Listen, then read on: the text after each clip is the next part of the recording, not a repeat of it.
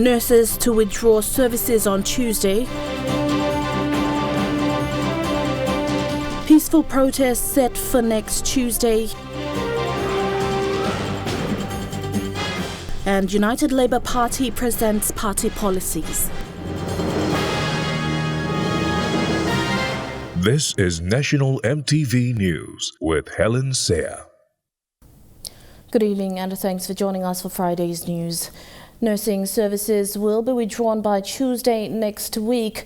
This follows the sit-in protest this week. The frontline health workers took the industrial action after government and its line agencies failed to implement its promised awards, which included medical and life insurance.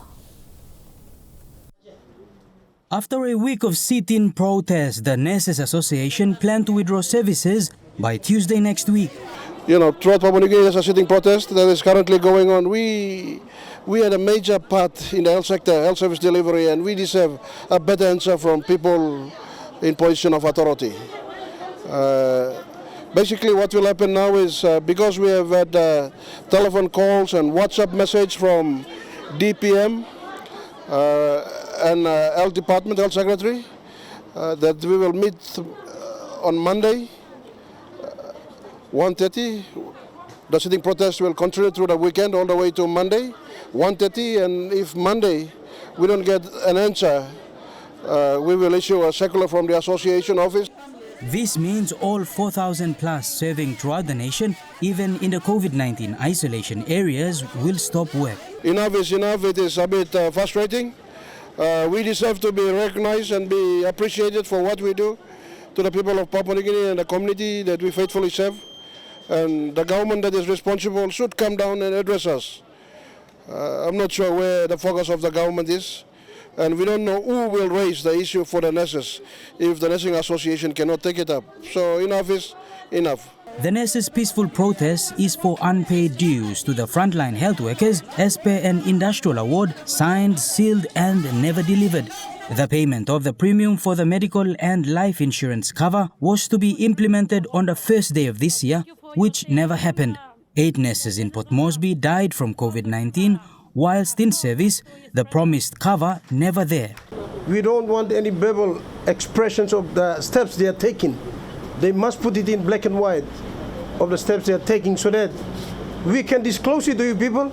You people can read it for yourself so that you people will be assured and looking forward to the implementation of the award. All nurses throughout the country are giving their support to the association. I am very sorry for my nursing officers in Papua New Guinea. We have been faithful for working here and waiting here. Nobody came down and addressed us. The acting leader of the United Labour Party, Lekwa Gure, whose party represents the workforce, says as a member of the current government, he has no answers for the nurses, but gives his support. Now we are into the 11th month of the year. This is November, and before we know, 2021 is going to be finished. So I think it's really, I call on the relevant departments to do everything possible to have this issue resolved, either by close of business or over the weekend, so that the nurses can go back to work early next week. Bradley Valenaki, National EMTV News. Nurses in Morabay are calling on the government to respond to their grievances over their unpaid awards, saying the government has to fulfill what they've agreed to do. This week, they joined colleagues around the country in a sit-in protest, hoping to get a response from the authorities. They are in support of the National Nurses Association and have resolved to withdraw their services if they aren't given a response. These nurses are frustrated over the unfavorable response they've received from authorities over their unpaid awards. They were advised at 1 p.m. today by their national executives that they still had not been addressed by the authorities, despite 5 days of sit-in protesting. Feedback way no making me feel mama mas to mas. The nurses are really angry because we have been sitting here for the last 5 days. We are just asking for a simple, for what is rightfully ours, and you cannot pay us. What we are asking for now is what is rightfully ours. This week, they've stood with their colleagues around the country and national executives seeking answers for their unpaid awards. Even then, they continue to provide patient care with skeletal staff at the hospital and urban clinics.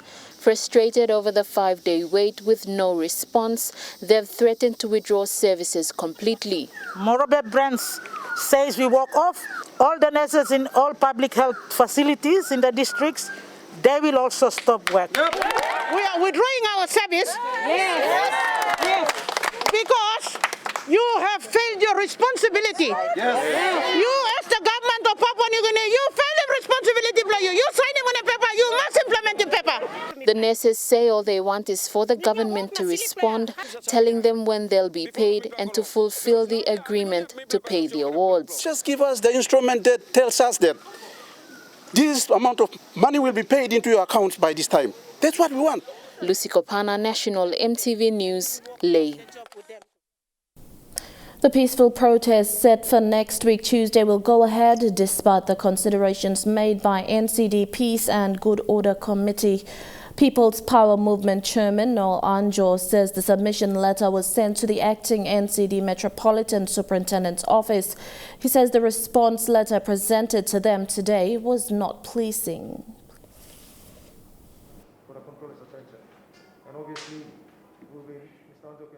The People's Power Movement Committee will stage a peaceful protest next Tuesday from 10 to 12 in the morning before the Parliament sit-in.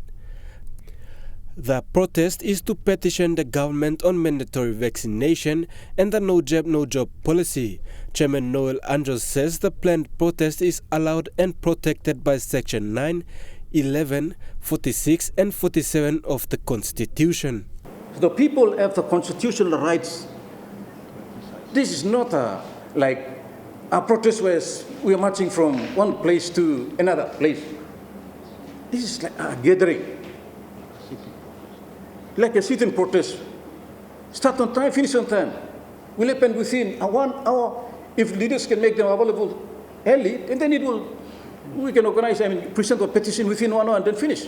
The petition is to provide alternative solution to the government. After presenting the letter to the acting NCD Metropolitan Superintendent's office a week ago, the response letter today by the NCD Peace and Good Order Committee was not to their expectation.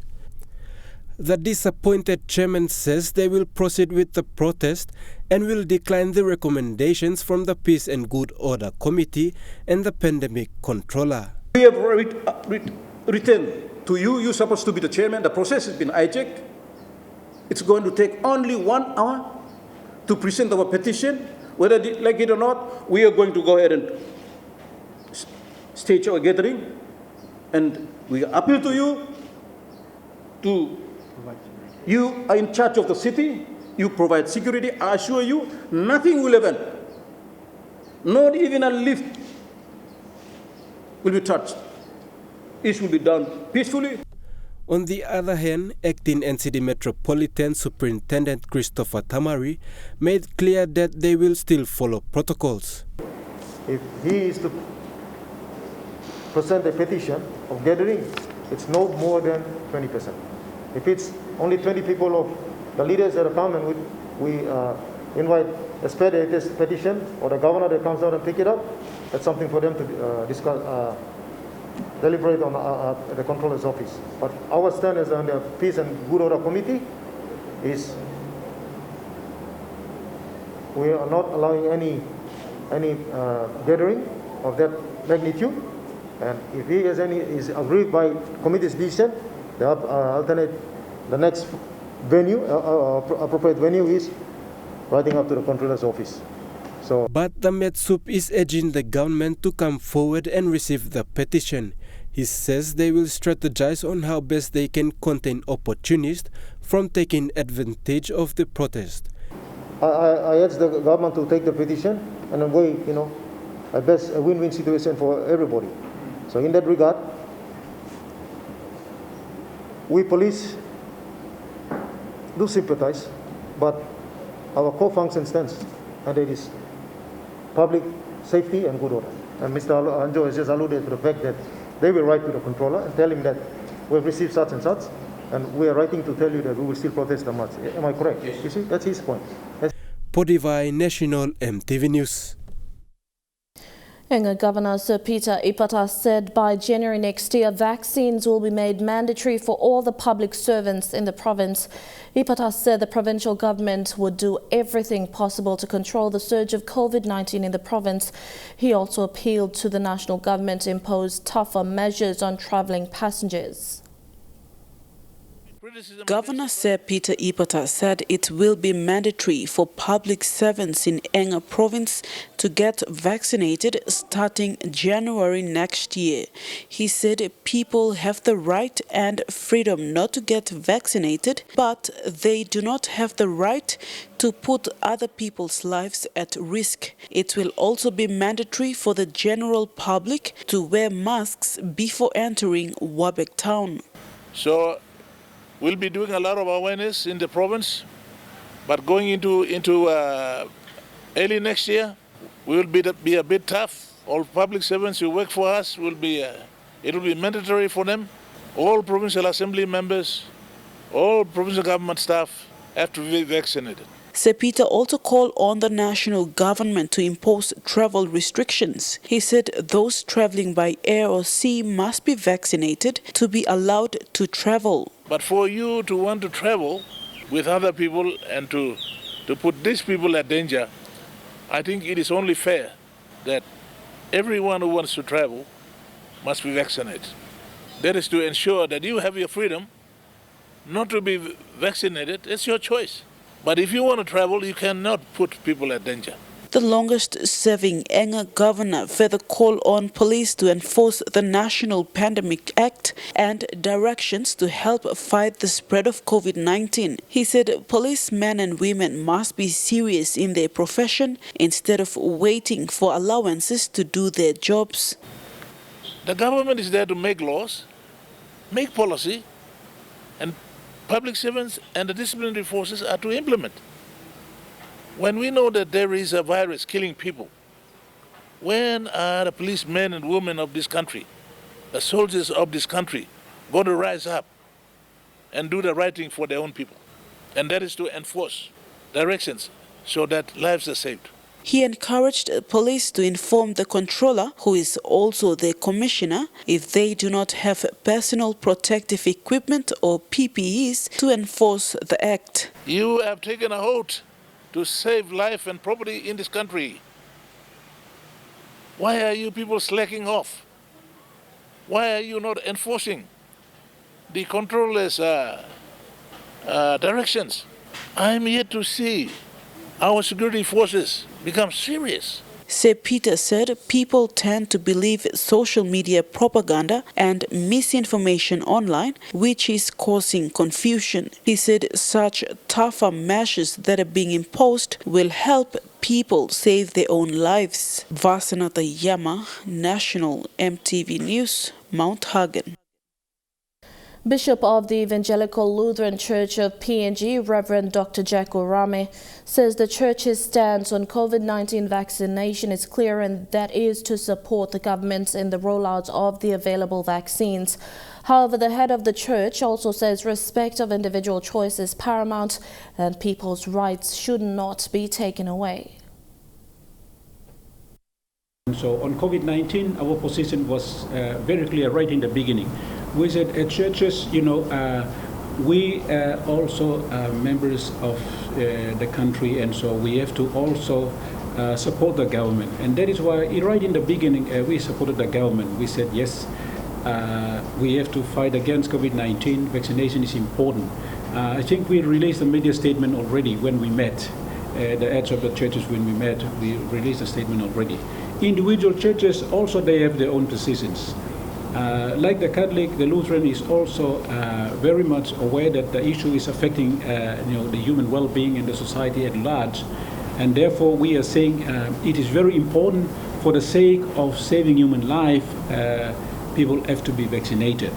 But at the same time, we need to also respect their liberty. People's freedom is also a very fundamental element that we should never neglect.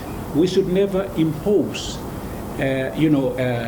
based on external pressure, because COVID-19 affects almost everyone, and so every individual has the right, and that right we must never suppress. And so our position is very clear. We are promoting the government's agenda, and we are supporting the approach, and we are saying yes, every individual must be vaccinated, but based on their own conscience and freedom to decide whether one wants to be vaccinated or not. A new aid post was opened at Kawok village on the outskirts of Fly River, outside of Kiunga town in Western Province on Thursday. This aid post will provide vital health services to people in Kawok village, including the nearby villages along Alice River and Fly River catchment areas within Kiunga rural local level government. Community members turned out in numbers to witness the opening ceremony, including members for North Fly James Donald, Western Provincial Administrator Robert Alphonse Kayun, and health officials from North Fly Health Services.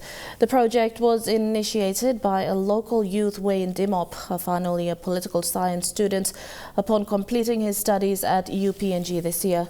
With funding support from the North Fly DDA, this facility also includes staff housing for health workers, dining hall, water tank and aid post containing outpatient department and a room for clinical services. The construction work started in July this year and was completed this month before the opening ceremony. National EMTV News continues with more stories after these short messages. Stay with us.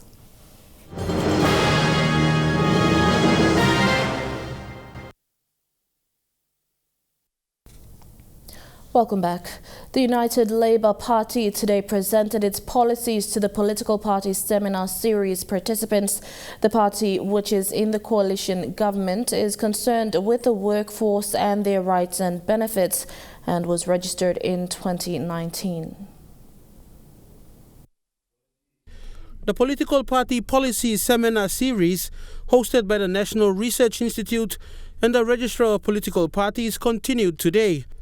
One party that is focused on improving the conditions of the workforce and of the citizens of this country is the United Labour Party. On the back of workers and will continue to be built by workers. ELP will focus on improving and harmonizing workers' conditions, including minimum wages determination and phasing out retirement benefits tax in line with international best practices and national best fit. Deputy Party Leader Rigo MP Lekwa Gure presented on the party's 16 policies that will be taken to the national elections next year. He added that policies were important and political parties needed to work in line with their policies. Apart from being the mouthpiece of workers' rights and working conditions in Parliament, ULP is determined to grow PNG's local business. Small and medium enterprises and reserve businesses and cottage industry with funding and technical support strictly for Papua New Guineans. I think this issue has been widely reported. Dare I say, with all due respect, this legislation has been taken advantage of by foreigners. We need to get the necessary, applicable agencies to review this list of reserve businesses, cottage industries, and come up with a list that we can enforce to make sure participation by Papua New Guineans and not as bystanders in our country. With the national elections next year, ULP believes going forward, electronic voting is a must. ULP endorses the universal concept of fair, just, and safe elections and will do all it can to ensure that voters are registered and given every opportunity to exercise their constitutional right. ELP will ensure appropriate electoral reforms, including electronic voting, and voter biometrics are brought on stream as soon as possible. Friedrich Sukina, National EMTV News.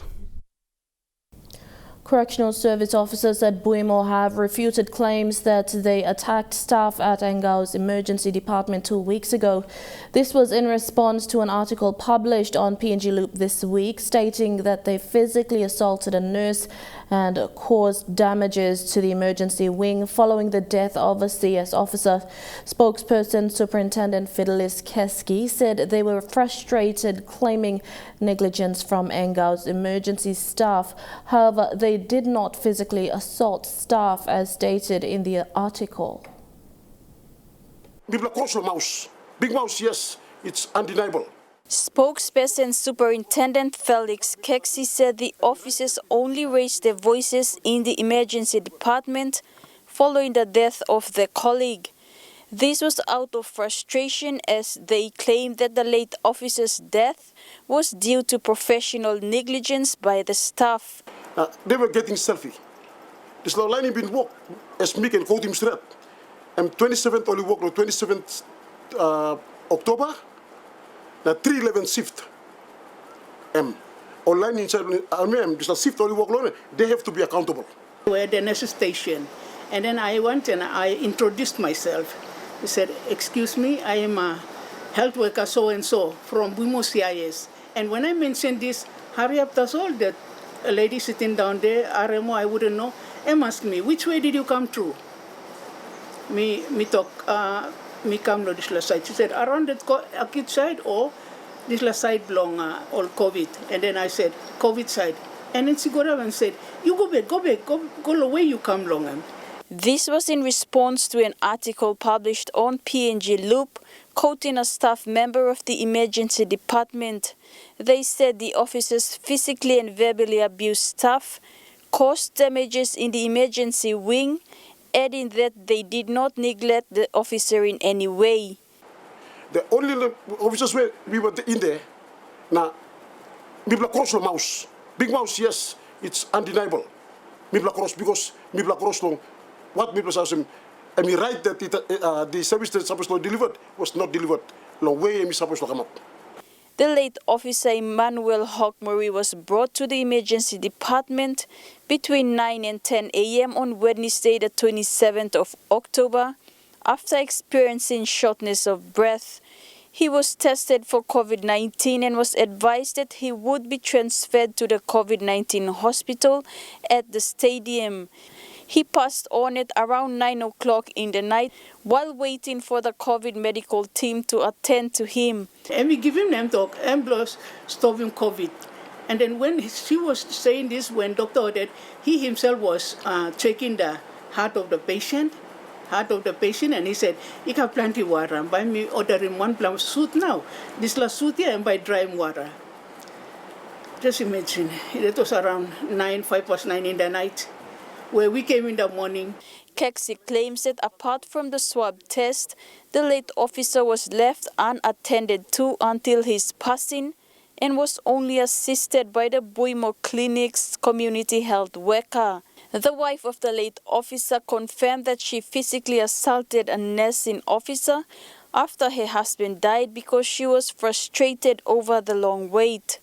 Meanwhile, Buimo CS Commander Michael Wundia said the issue has already been sorted out at the management level by both parties, confirming that the correctional service will not be pressing charges. However, he has encouraged the immediate family to pursue the matter in court. On the side long, Mibla too. Mibla long immediate family of Papa or brother, now big line blue place. We are thankful that the management of the team in Buimo came and we sorted it out, and we are thankful that they did it so quickly. So Mibla Kamantan is understanding, and the ID went on to open, but people who misbehave, no, otherwise they'll be dealt with accordingly too. Charlene Airy, National EMTV News, Ley. A failed robbery yesterday in Port Moresby has seen 5 suspects arrested by police. The robbery took place at a mini supermarket at Tokarara but was intercepted after security guards alerted NCD police, dog and fox units. From reports, the suspects drove into the supermarket's car park with a stolen car, pulled out their weapons and robbed the shop and customers. Police rushed to the scene, blocking the main entrance, and apprehended the suspects, while 2 managed to escape. The stolen vehicle was recovered outside the shop, including a homemade gun with live ammunition. The robbery suspects are now locked up at Boroko police station. The people of Kembratoro in the Amanab LLG of Vanimo Green have presented a proposal to the Vanimo Green DDA to establish a second batas or border trade zone in their LLG. For decades, they have been crossing into Indonesia for basic services, but now want the PNG government to recognize their need for a proper border facility for trade and other government services like health and education. With this, the Vanimo Green DDA has presented funding of 500,000 kina to the Kembratoro landowner group, Wahi Resources Limited, to start groundworks on the proposed facility. MP Belden Nama says border development remains the responsibility of the national government. However, his administration will work closely with border villages to see them receive basic services. 500,000. Ibom. Me give me 500,000. Tango now we don't see a project and start. Me give me 500,000. Tango now. All place where stop the ties for some oguru. Let's see you blame me. Now road them silly. Only way. You know got not road. Only way no me. Partner want them company. Only call them PPP, public private partnership. You know got not road. Lord DSIP, me can talk you plan. Close to 10 years, we fight. Now me sit on opposition and we fight on the government against the corruption. A peaceful protest and awareness was recently conducted in Kavieng town by residents.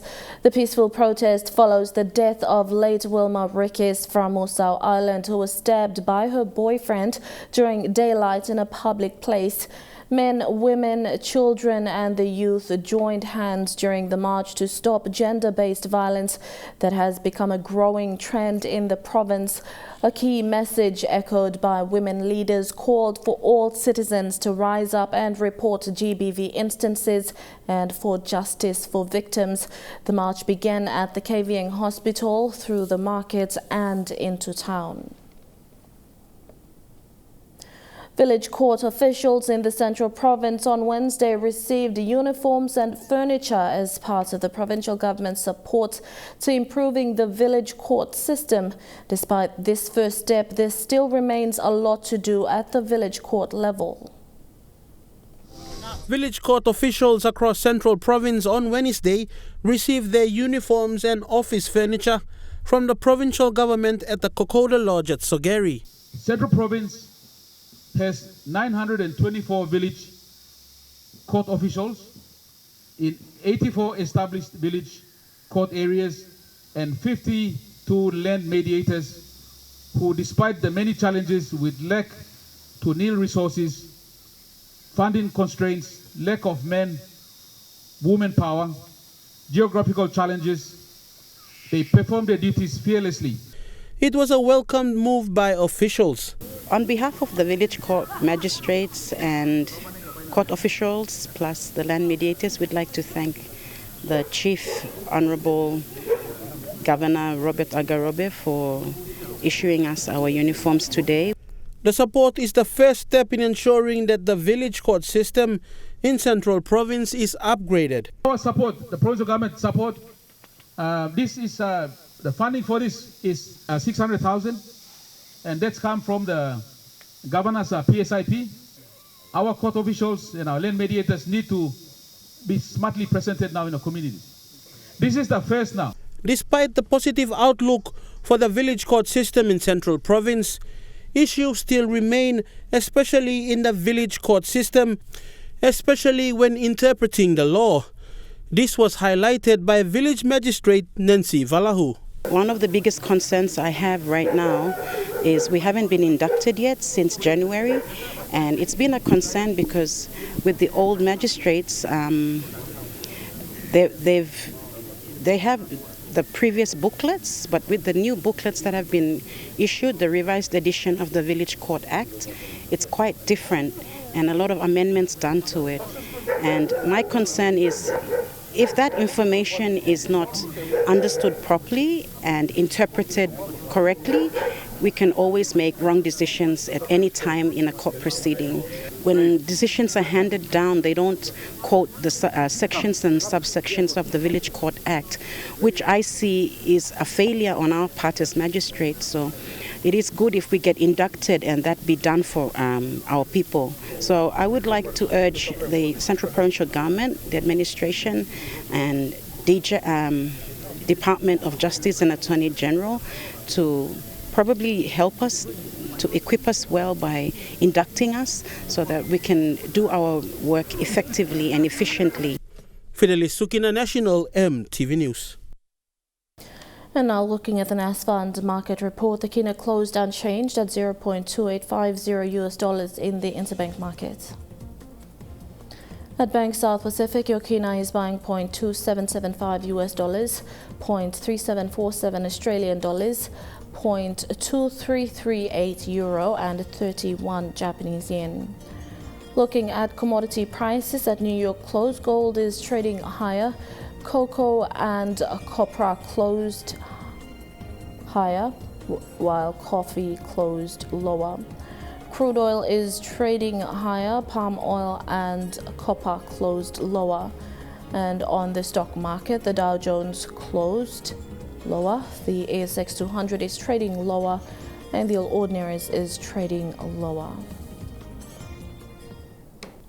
You're watching National EMTV News. Chukai Sports is next. All the details after the break.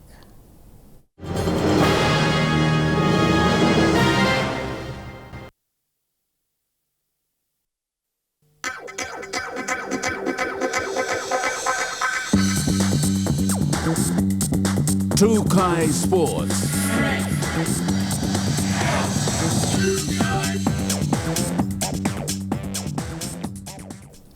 Welcome to Chukai Sports. PNG's road to the 2023 FIFA Women's World Cup, co-hosted by Australia and New Zealand, begins with the Women's Oceania Nations Cup next year. The winner of the regional tournaments will move on to the next stage of qualification. PNG Football Association is calling on all Port Moresby-based national women's squad players to assemble at the PNG Football Stadium car park this Saturday, November 13th, for a briefing regarding the training which is expected to start next week. A similar briefing will be held for the squad's lay-based players once the Port Moresby players' training is up and running. The path to the 2023 FIFA Women's World Cup has been set out, with the winner of next year's Women's Oceania Nations Cup moving on to the next stage of qualifications, playing off against an opponent from Asia over a two-leg fixture. The growth and strength of women's football has been greatly enhanced with the establishment of the Women's National Soccer League, providing a platform for the nation's top players to compete. PNGFA believes that they have a talented pool of players who are capable of qualifying for the Women's World Cup. Huxley Lovai, Chukai Sports. And that ends Chukai Sports. The weather details coming up next. Chukai Sports.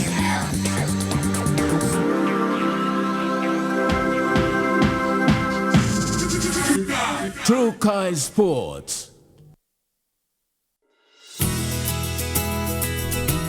This weather update is proudly brought to you by MoniPlus, with you always. I'll look at the weather forecast in the Highlands region only. Partly cloudy with a few showers right across the region.